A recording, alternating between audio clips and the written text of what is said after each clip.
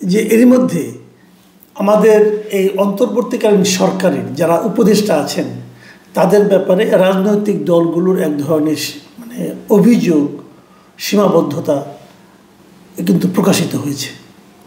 প্রত্যেকটা রাজনৈতিক দল যারা এর মধ্যে গত 2 দিনে ডক্টর মোহাম্মদ ইউনূসের সঙ্গে দেখা করেছেন, বিশেষ করে যে 3টা দল দেখা করেছেন তাদের মধ্যে 2টো দল বিএনপি এবং জামায়াতে ইসলামী ডক্টর ইউনূসকে সরাসরি বলে এসেছেন যে কয়েকজন উপদেষ্টাকে সরাতে হবে।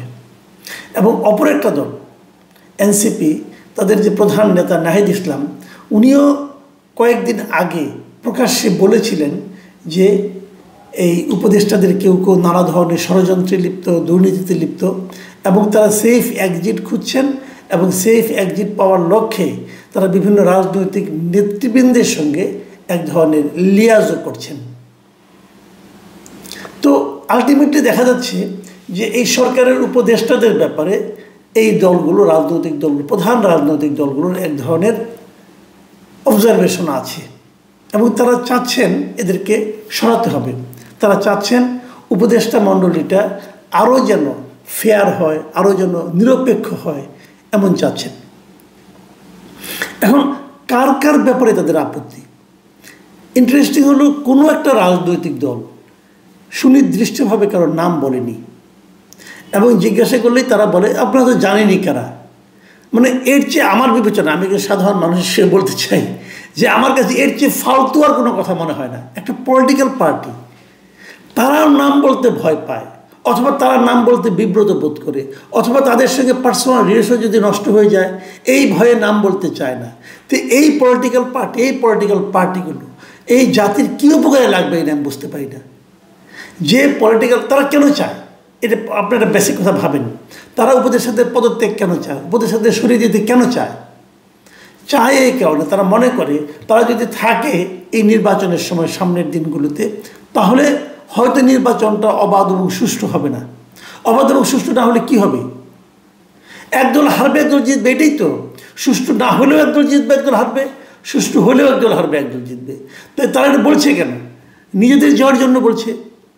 এবং পাশাপাশি আমরা যেটা মনে করি তারা এটা বলছে যে অবাধ নির্বাচনটা না হলে জনরায়টা ঠিকভাবে প্রতিফলিত হবে না।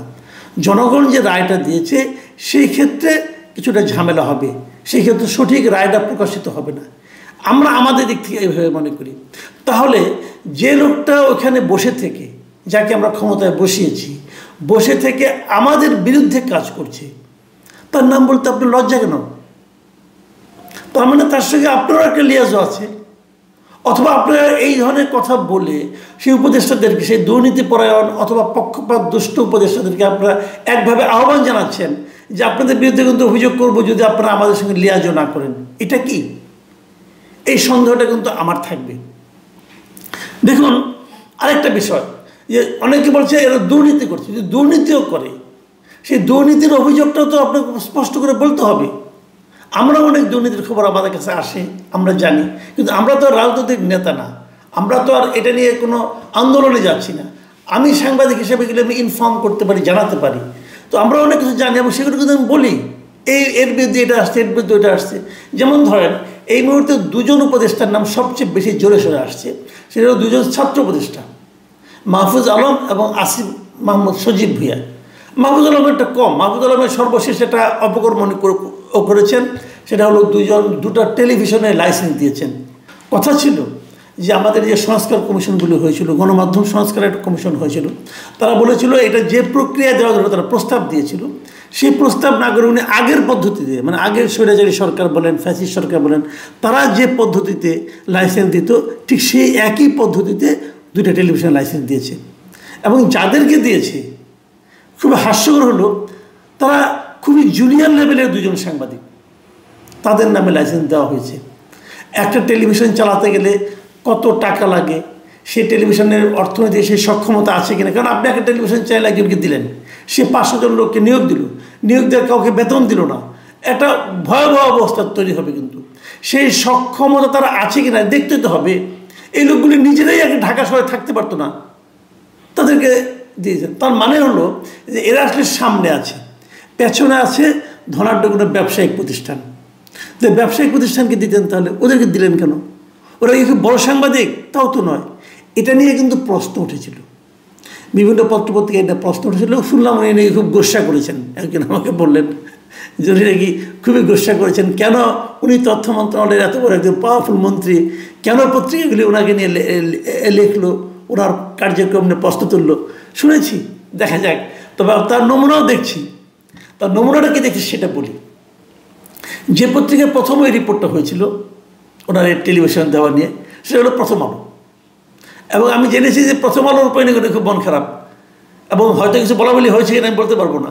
তবে আজকে সেই প্রথম আলোতেই আমি আরেকটা রিপোর্ট দেখছি, এবং মনে হচ্ছে যে প্রথম আলো বোধ হয় ওনার গোস্বার বিপরীতে কিছু একটা করতে যাচ্ছে। প্রথম আলো আজকে যে রিপোর্টটা হয়েছে, সেই রিপোর্টের শিরোনাম হলো 2 উপদেষ্টাকে পদত্যাগ করতে বলা হয়েছিল। এবং এই রিপোর্টে স্পষ্ট করে প্রথম আলো বলেছে যে অন্তর্বর্তী সরকারের শীর্ষ পর্যায় থেকে 2 জন ছাত্র উপদেষ্টাকে গত সেপ্টেম্বরের মাঝামাঝি সময়ে পদত্যাগ করার পরামর্শ দিয়েছিল, কিন্তু এই 2 জন পদত্যাগ করবেন না। মানে 2 ছাত্র উপদেষ্টা মানে এই আসিফ মাহমুদ সজীব ভুঁইয়া এবং মাহফুজ আলম, তারা পদত্যাগ করতে চান নাই, বলছেন ওনাদের আরও কিছু থাকা দরকার। আচ্ছা, ওনারা কেন থাকতে চেয়েছেন এটা আমার জানার খুব ইচ্ছা। কী কারণে?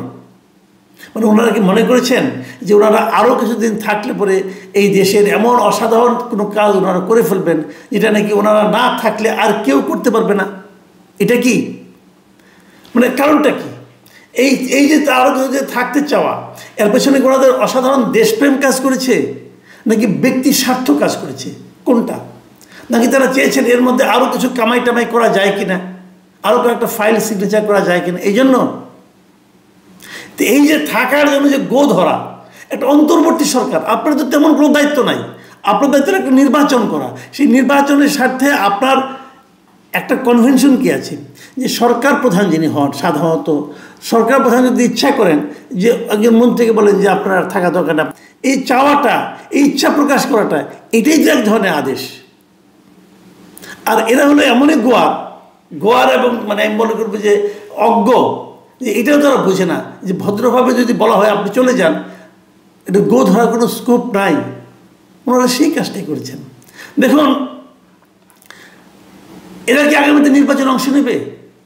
যদি তারা নির্বাচনে অংশ নেয়, তাহলে এই সরকারটাকে আপনি নিরপেক্ষ সরকার বলবেন কিভাবে? অবশ্য জানা গেছে যে মাহফুজ আলম নাকি নির্বাচনে অংশ নিতে আগ্রহী না, কিন্তু আসিফ মাহমুদ যে আগ্রহী নির্বাচনে অংশ নিতে, এটা তো সবাই জানে।